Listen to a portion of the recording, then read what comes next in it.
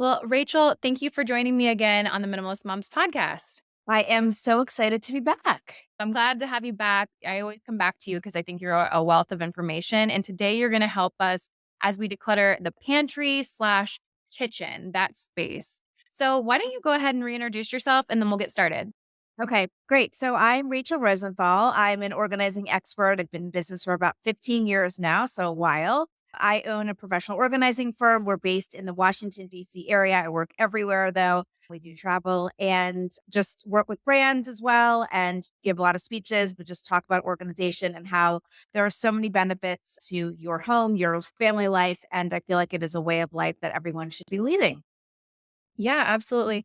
And I'm sure that you mentioned this back on that first episode, but were you someone that was always into organization and cared about decluttering your home, or was this something that you kind of stumbled upon? Great question. So I was in law school. I've always been type A. And so I would say I always have these tendencies, but I didn't know what organization was back then, many years ago. And so when I started, I didn't really understand the concept necessarily. I just knew that this is how I lived and I did it for myself. And then once it exploded, kind of, this is how you declutter. Then it came to be, I'm like, oh, well, actually, that's what I'm doing every day, every day. So I kind of just morphed from there. I've always been like this. Just Yeah. just What do your husband and your kids think about this?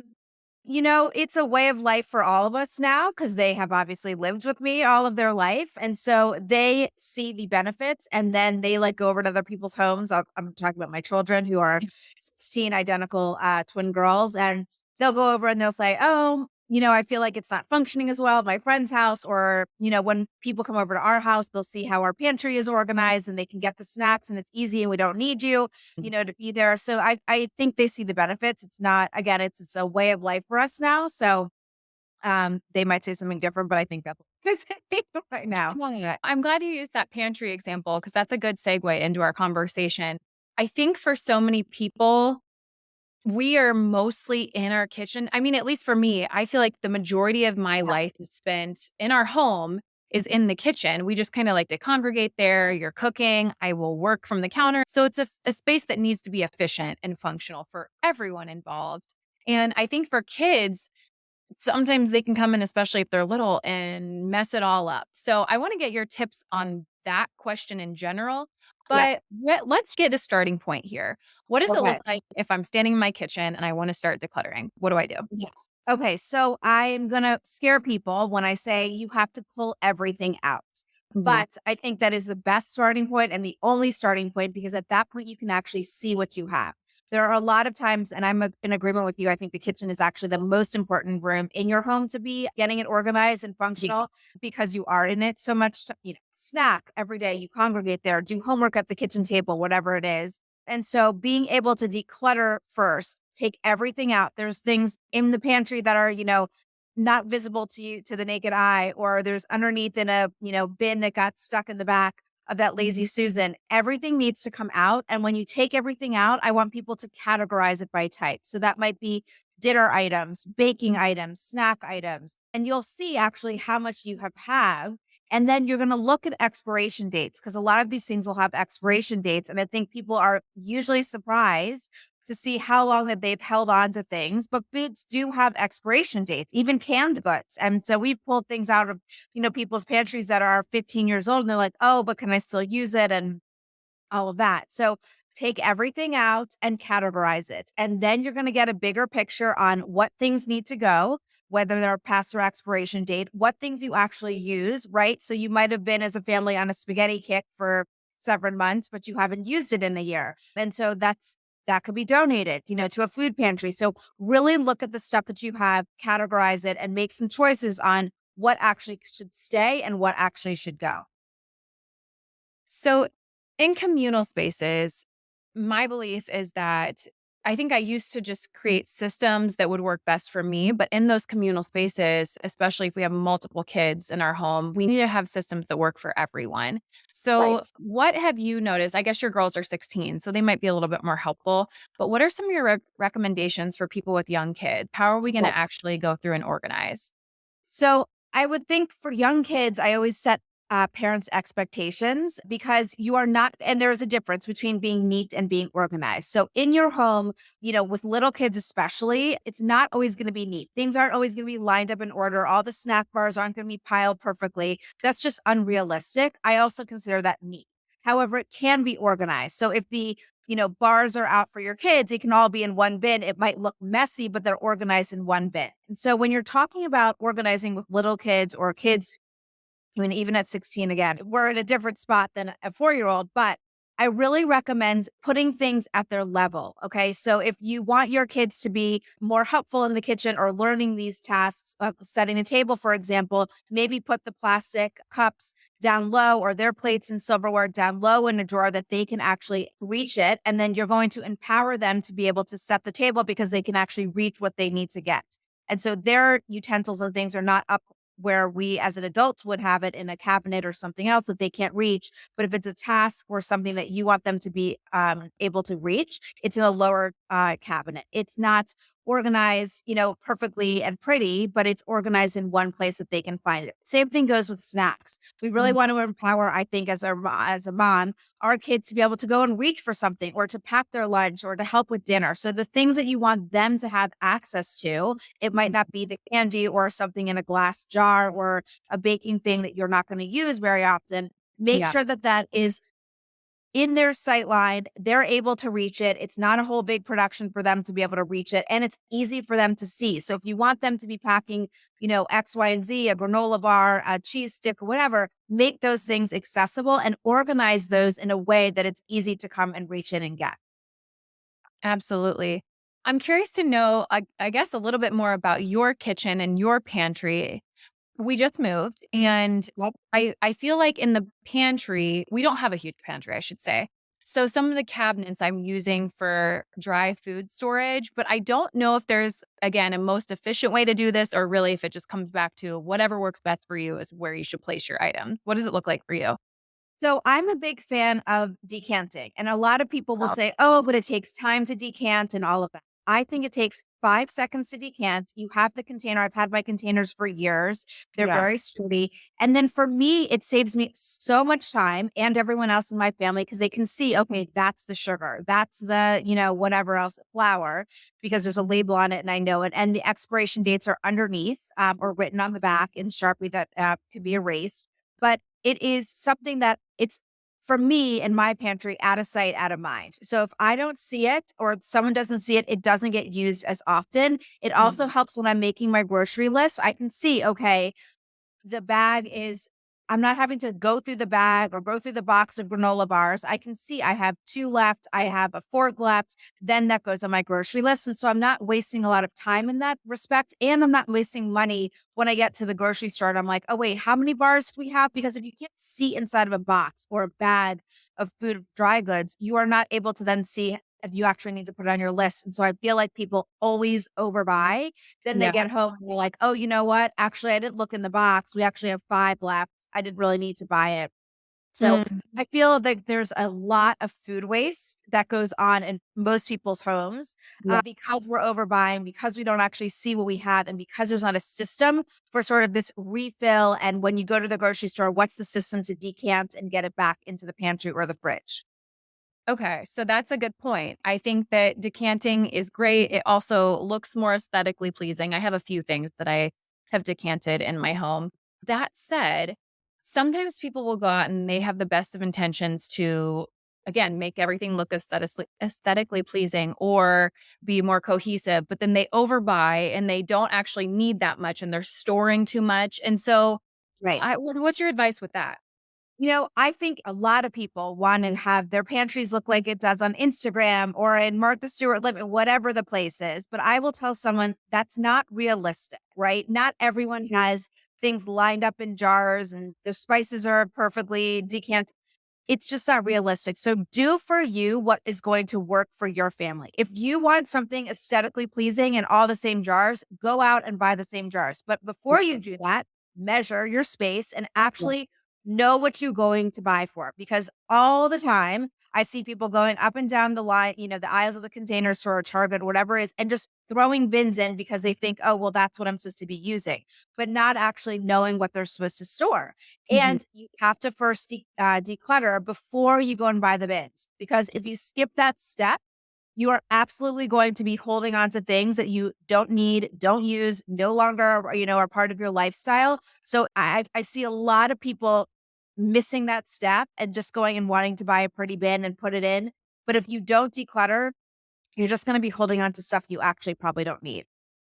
Yeah, I think especially for people that are not necessarily they're not chefs and we're holding on to like all these spices that are just obscure for one recipe. I kind of tend to stay away from those things. Yep. Or if I find a certain recipe with several, like with one random ingredient, I'll find several meals to make around that ingredient just to get rid of it. But I think we hold on to these things and then they end up expiring, but we're still holding on to them because we spent money on them. So I think Correct. for someone Yeah. that isn't as into cooking, maybe you consider that when knowing what to declutter or what to buy in the future. 100%. And if you're making like the gingerbread cookie recipe once a Mhm. year, is there Yeah. another way so that you don't have to buy the whole thing of what cinnamon? And if you don't use cinnamon, throughout the whole year, it's not worth buying the cinnamon because then it's going to be, like you said, sitting in there, taking up physical space. Then Yeah. it's taking up emotional space because you're like, oh, I paid X, Y, and Z for that. And then it gets to the next Christmas and it's already expired. Yeah. So you really have to think about how you are functioning, what you are using, for daily snacks. And okay, your child tried, these chips this month. They hated them. No one's gonna eat them. Mhm. Let go of them. Give them to a friend. Whatever it is, let it go and then just move on, because again, it's going to be taking up so much more physical space and your emotional space thinking about, oh, my little child didn't love these chips and I Mhm. paid whatever for them because I went to Costco. It's time to move on because your mental energy is spent elsewhere or should be spent elsewhere, and the physical space needs to be going towards things you're actually using on an everyday basis. Yeah. I'm glad you mentioned Costco. Any suggestions in regards to bulk purchasing, bulk buying? I mean, look, I don't personally shop at Costco because we don't go through things as much and as quickly as I would think. And so if you are going to go to Costco, it's a it's a mentality of you are going to go to Costco, but you have to look at it and say, how often are we actually going through that item? If it's toilet paper versus strawberries and you're not throwing away the strawberries, okay, great. And you're, having all this toilet paper that you actually go through because there's 5 or 6 people in the house.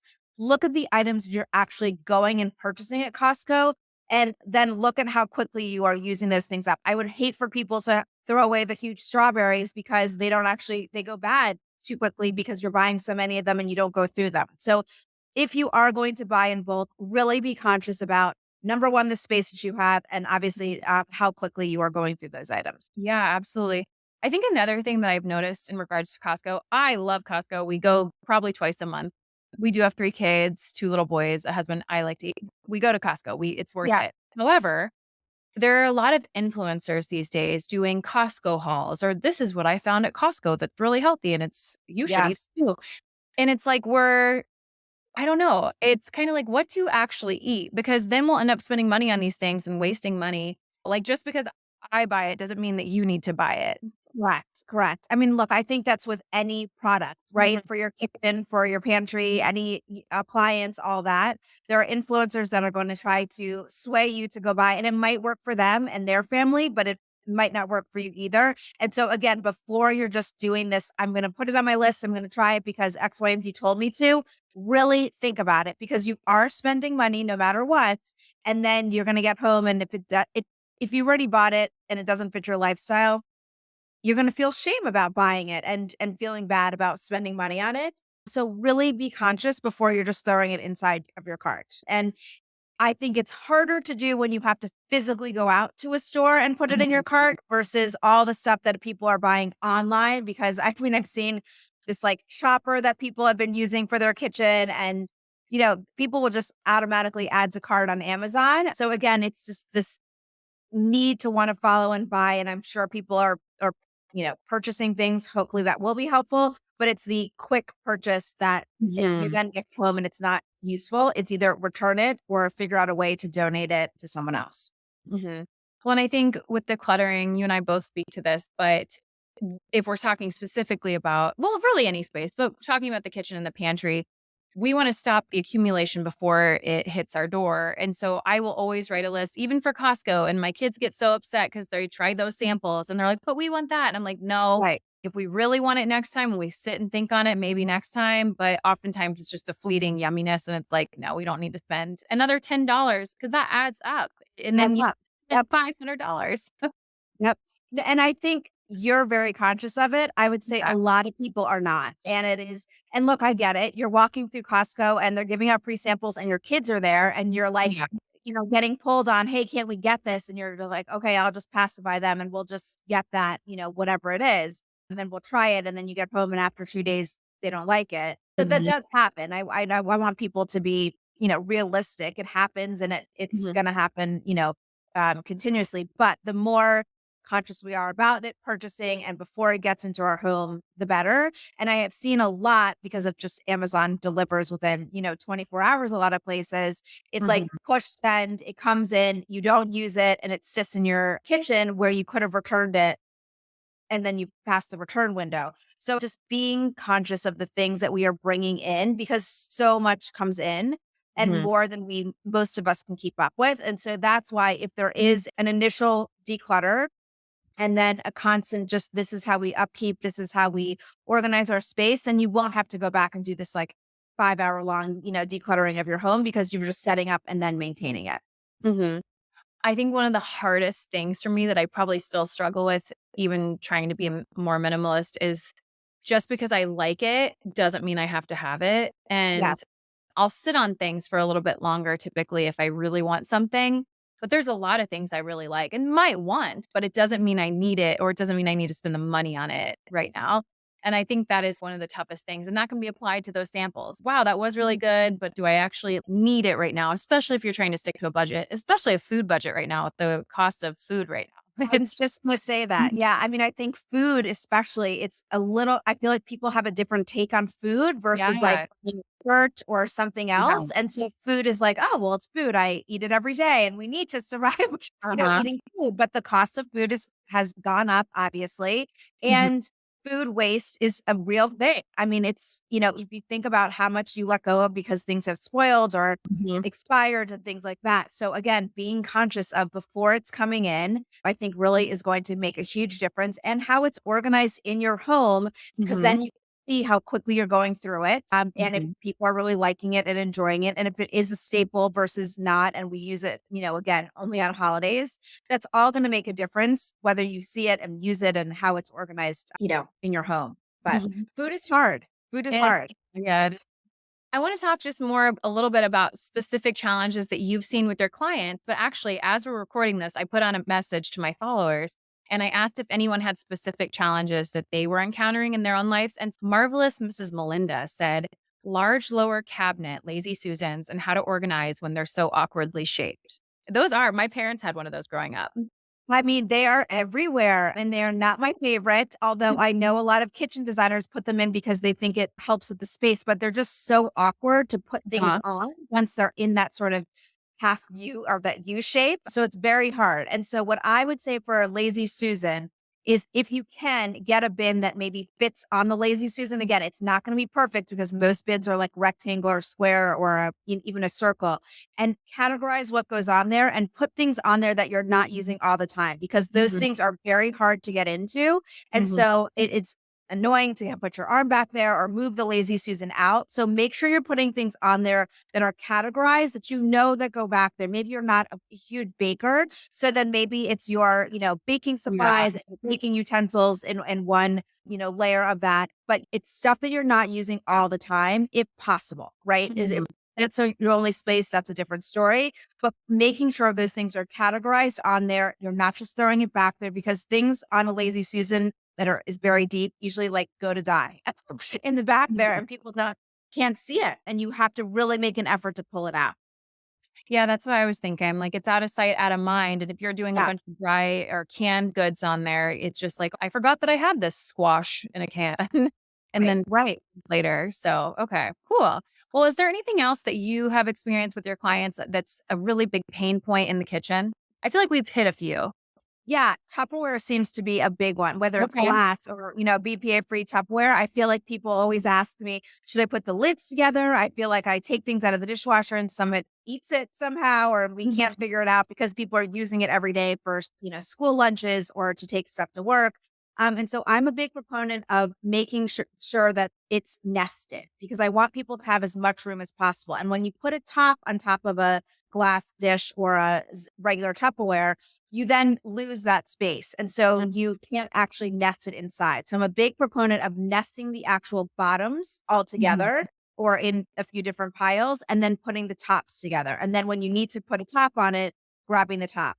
Having a drawer divider, depending on what the drawer looks like where you're storing it, is also a huge plus because it can actually keep things up. It's like a bookend, basically, and Mhm. it gives you that structure on either side so that the tops aren't falling over. They make many things that you actually put in your drawer that the tops can go vertically versus horizontally. So I'm a proponent of nesting and not putting the tops onto each thing, but going through your Tupperware and your glass containers and making sure that there's actually a top that matches because same thing with water bottles. That seems to be a big thing for people Yes. having 15 million water bottles. Again, how often have you used that water bottle? I know people have to have, my kids do sports. So it's like we go through 2 water bottles for each of them a day, but making sure, okay, this is how many water bottles we're normally using. We don't need 20 on hand. We put them in the dishwasher, whatever it is. But water bottles need a section and a way to actually function so that your kids can use them and you're not holding on to too many. Yes, absolutely. Oh, what do you do with the items that you purge? So oftentimes I feel like dishware I'll take to the thrift store, but expired goods, I don't really know. It feels so hard to just send things off into the trash. We have a Yeah. compost bin now. That's good. If you can compost it, a lot of these things can't be composted. And Mhm. they're expired. And so a lot of food banks will not take expired goods. You have to ask because some will. And some will say, Okay. okay, well, if it's past 2 years, we'll still take it. It's in a can versus something that might be like, I don't know, a chip or macaroni that's in a thing. So first go to your food bank and see if it's something that you can. And then if it is completely expired and you've sort of outwasted that, I think trash is Mhm. where it goes because it's just not safe anymore, according to all these food safety places at that point. But if you can either donate to a food bank or if that seems too hard, I feel like a lot of people will say, oh, well, I don't want to go there and that's such a trip and whatever, but I don't want it in my house. And then it just kind of ends up sitting in a bag or a box in their house. Mhm. See if anyone in your neighborhood wants it. Put it on your neighborhood listserv. You might not be using that flour and you don't want to make a trip to, a food bank, but maybe your Yeah. neighbor needs flour. Just like we put all of our goods on it, there's no reason not to put your, food as well. Yeah, that's a great idea. I wanted to know again, specifically for your life, what is one of the biggest benefits you've seen in having a kitchen that is efficient and the systems just work for everyone? So there's a few. One, I feel like I have definitely saved money and time. So money at the grocery store because I'm not overbuying. I'm not buying things that we already have or that have expired, and we're going through things a lot quicker, and I can see that. Two, just time. I don't like to waste time putting my grocery list together or what are we eating this way. So the way things are categorized is like by food, or by dinner and breakfast and whatever. So it makes it more efficient when we're thinking about our time and makes it more efficient when it comes time to mealtime because we're all busy in our house, work, school, sports, everything like that. So when it comes times for meals, I can actually see what I have and meal prep is just so much easier for us. And then, having my kids involved in whether it's packing their lunch or getting a snack, that just for me is empowering them to learn how to live when they leave the nest type of thing and have them contribute to, making the dinner or putting a dish on the table. Absolutely. Well, Rachel, this was so helpful. Where can listeners connect with you if they want more advice from you online? Great. So they can find me on Instagram at Rachel Organizes, or they can come to my website, which is rachelrosenthal.co. I send out a newsletter with tips and tricks. I actually think there's a kitchen organization thing that you first get. So make sure to sign up for my newsletter there. And those are the two places. So Instagram and my website. Okay. Well, I usually ask every guest two questions, but instead of doing that, I just want to do kind of a rapid fire question round with you. So I'm curious to know, what is your favorite gadget in the kitchen? I know I try to tell people not to get these things, but do you have one that you actually use and love? My favorite gadget. Oh, that's a hard one. I'm not a huge cook. I use a chopper. That is one of my favorite things because I make a lot of salads. So I will use a chopper and it actually like can chop and so I don't have to cut. So that's a good thing that I use all the time. I would say that's probably my number one tool right now overall. What is the worst one that you've seen in clients' homes that you're just like, why has this even been created? I mean, we've seen things like, I don't know, it was like an olive pit, take like it took out the olive pit, which I was like, that seems like a waste of time. Or they have, which I'm sure is helpful for some people, but like a pineapple core Mhm. thing. And I'm like, how many pineapple, like full pineapples are you actually eating? So you see things like that. I'm not a cook, so I don't even know what half of these things are. There's a lot of like egg, you put your eggs on things, and I'm sure to some people that's very helpful, but Like an egg uh, separator. which I'm sure that is actually maybe helpful for people. So just a lot of gadgets that are like one use, and they're not used that often.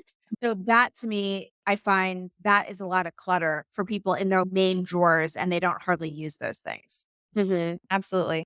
Where do you go to shop for your kitchen, like appliance-wise? Yeah, I think, and we shop for clients' kitchens too. So this Yeah. is relevant. Crate and Barrel is a great place that we've gone. I feel like that one is really the main one, the mainstay that we've been doing right now. And then for like dishes and china and things like that, which is not necessarily appliances, we've been going to like Bloomingdale's for china and things like that. But Crate and Barrel seems to have a very, and I'm not getting paid obviously to say, Yeah. but they seem to have a variety of brands and they're expanding their brands. And Williams Sonoma also obviously has a ton of brands too that we've been going to there and dishes and things like that. Are you of the mindset that quality over quantity is better in the kitchen when it comes to dishware? I am. And especially for dishware, you're using it so often, but you have to be conscious of like, for years in my house, we used a melamine, a non BPA free plastic. It looked nicer than a regular plastic and was not toxic. But I use that for my kids because I was like, you know what? There's so much wear and tear with our dishes. And so we used, a cream melamine plate or that wasn't breakable because, and it was an outdoor plate or indoor for them. So we used two different sets of dishes just because there was so much wear and tear. And I wanted them to get used to putting things in the dishwasher, pulling things out of, a cabinet when they could reach. And I Yeah. didn't want them, working with like a regular glass dish. We ended up moving from plastic to just stainless steel plates. Maybe that's Oh, not good. I don't actually yes. know. Yeah. It's just like you can't break them. They do Yeah. get hot. So if you throw Purple. spaghetti on it, they will get hot on the bottom. So usually I just serve the plate at the table, but that seems to be much more durable. We have stainless steel cups that are really great. So that's That's a been helpful great for us. idea. That's Yeah. a great idea. I like the look of them, honestly. I use a stainless steel mug every morning for my matcha. Yeah. What do you think about rugs in the kitchen? So I have tried it personally, and I had a runner in my kitchen, and then I took it away because there's too much stuff that falls and it just wasn't working for me personally. I love the aesthetic of them. I think they're beautiful and I've seen them all around and interior designers that we work with put them Mhm. inside. For me personally, I was like vacuuming and picking up the runner and it was becoming an annoyance. We still have it. I moved it to actually our mudroom, but it just became too much with our dog and the kids, dropping crumb and me dropping crumbs and cooking. And we cook every day. Not a good cook, but we cook every day. So it just became too much of a hindrance for us personally in our life. But I love the look of them. And so I'm jealous of those people who can actually function with the rug in their kitchen. Yeah. We just bought a cheapo one from Costco because our floors are so old and we don't have a long-term solution right now because our house is from 1840, but this was like Oh, an addition. So those aren't as old. We were thinking maybe 50s or 60s, but this is such a high traffic area. We need a quick solution and we'll figure it out. But you're right. It that makes does look better, but it But I is. mean, but it's for you, it's functional because you Mhm. need it to cover the floors and all of that. So For us, I don't necessarily need a rug to cover my floors, but Mhm. in that case, I mean, I would absolutely, have a rug if it's cold or, there's Yeah. other reasons. Just for us personally, we don't necessarily need it. For us, it would be more of an aesthetic look over the floor. Mhm. And then I don't like vacuuming and picking it up all the time. Sure. So Yeah. Yeah. it's gone. My last question for you, and then I'll let you go, is what is your opinion on open storage or open shelving, however Yes, you say that's a that? very big trend right now Mhm. that we are seeing in a lot of new homes. And I will say, if it works for you, great. If it doesn't, don't just try to go with the trend because a lot of people say, oh, shouldn't I have open shelving? I see all these things. The open shelving I normally see is when people have all the same color dishes, all looking pretty. And that is more for a visual. And a lot of people can't keep up that aesthetic on a daily basis when they're like taking plates in and out and whatever. If you want open shelving, that's great. I think that would be perfect for decor like vases or art or glasses, wine glasses you might not use on an everyday basis. But for the average person, having open shelving, they don't want to see their dishes not be perfectly lined up or their glasses not perfectly lined up. So it just really depends on the person and how their family and life is functioning on a daily basis. I think it looks beautiful. And if it works for you, great. But I wouldn't beat yourself up if you're like, I just want to have a closed cabinet and just like not that we're throwing the dishes in there, but it looks a little bit different behind closed doors than it does on a, perfectly styled open shelving concept. Yes, absolutely. I do love it. We don't have it completely open here in this new house, but there are glass windows into the cabinets, and it definitely causes more stress than I would have assumed.